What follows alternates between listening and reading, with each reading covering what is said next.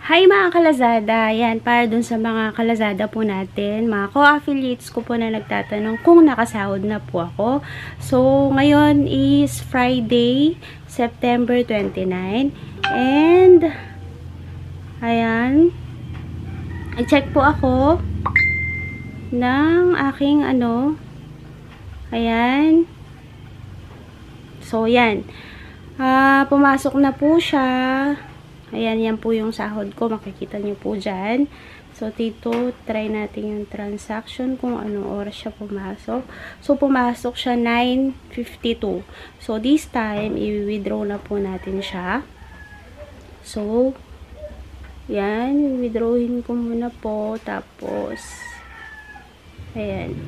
No, ginagawa ko po itong video na to kasi para na-update ko po yung mga co-affiliates ko po dito na nagtatanong kung nakasahod na po ako. Nauna po yung bank, kanina pa pong 8 yung mga direct, yung mga bank yung ginamit nila.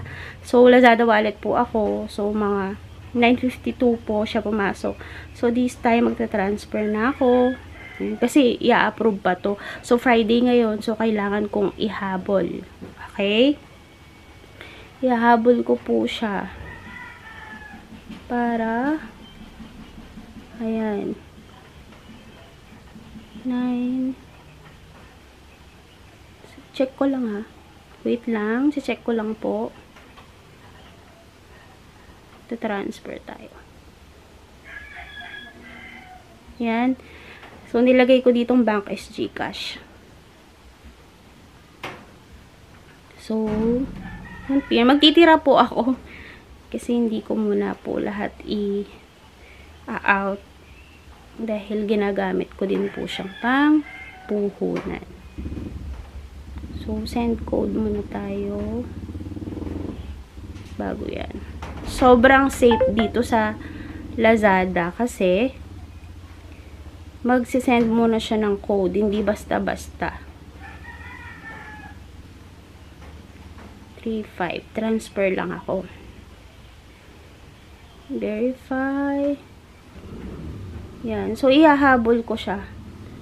So, yan mga ka-Lazada, for approval na po siya. So, mamaya, update ko po kayo kapag na-approve na po siya at na-transfer na siya dun sa GCash.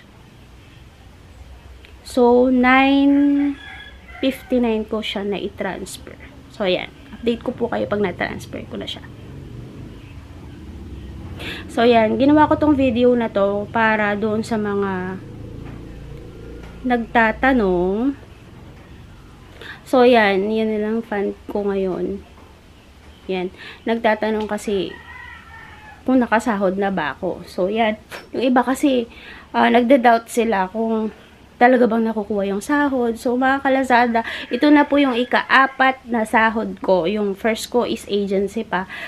And then, yung 3 kong sahod is dito na sa Lazada wallet ko nakuha. Magmula nung nakaship po ako sa Lazada wallet payment method. So, yun po mga ka-Lazada. Kung hindi pa po kayo sumasahod, make sure na approve po yung mga information nyo. And then, nakapasa na po kayo ng agreement form. And then, nakapag-ship na po kayo sa bagong payment method. At nakapag-submit na po kayo ng bank. Kailangan na po natin lahat ng bank. Whether kung direct ka or hindi ka direct. Kailangan mo mag-submit ng iyong bank account sa kanila. So, yun mga ka-Lazada. Update ko kayo kapag pumasok na siya sa aking GCash. So, Friday ngayon, sana pumasok siya or ma-approve. Kasi may approval pa, diba? So, sana pumasok na po siya this day. Kasi kapag di siya pumasok ngayon, di siya nakahabol. Saturday, Sunday, wala silang approval. So, Monday ko na po makukuha.